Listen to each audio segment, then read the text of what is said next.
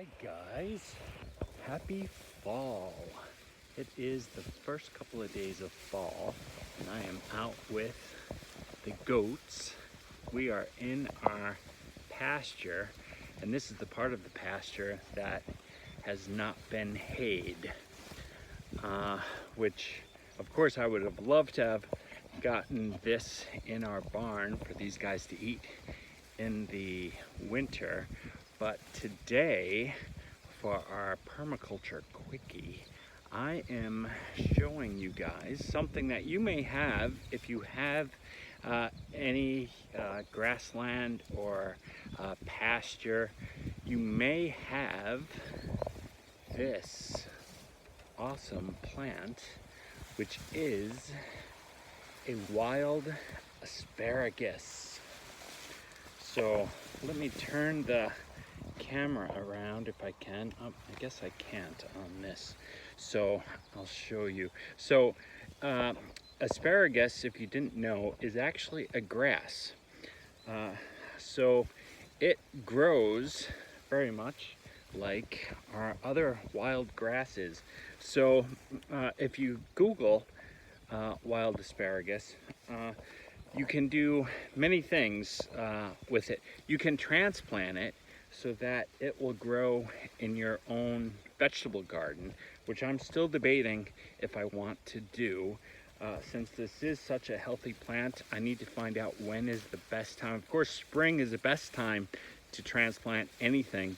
The problem with being out here in the pasture is this growth will all die back and there will be nothing but the root.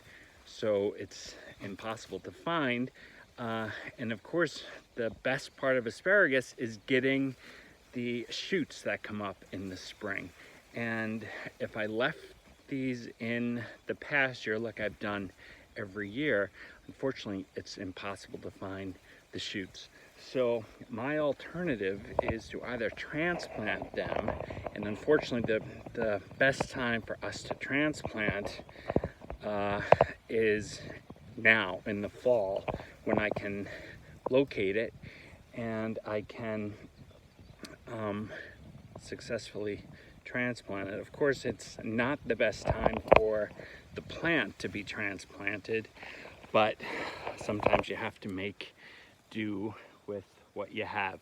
So if you want to identify a asparagus in the fall, they actually have, if you have asparagus at home that you're growing, now is the time when you see the seeds. And I'll try and show you.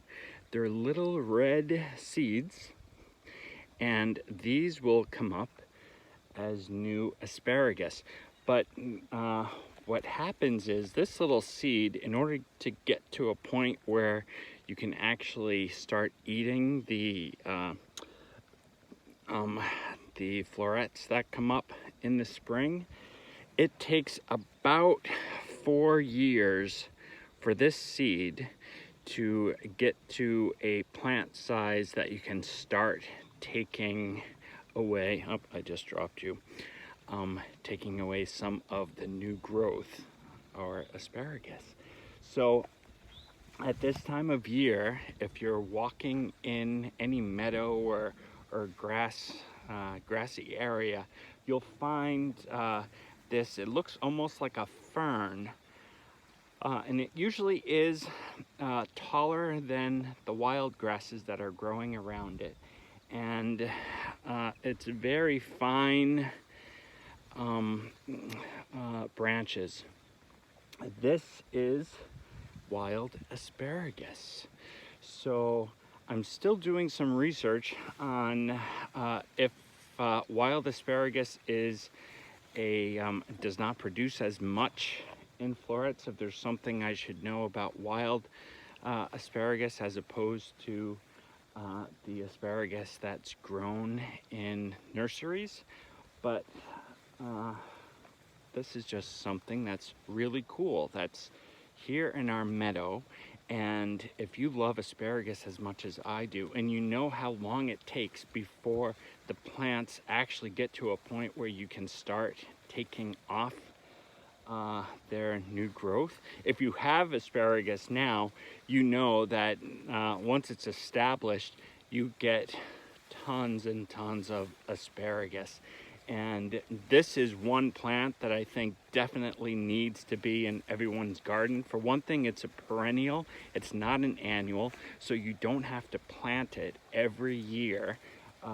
It comes up every year, and you get asparagus basically every year.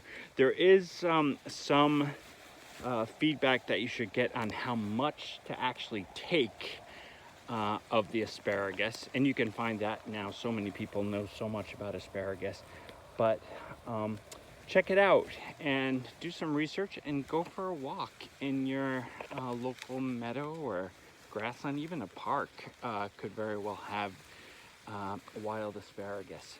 So I'm going to continue walking with the goats and make sure that they don't eat this asparagus all before I can tag it. And I hope you all have a great fall. Love you. Bye.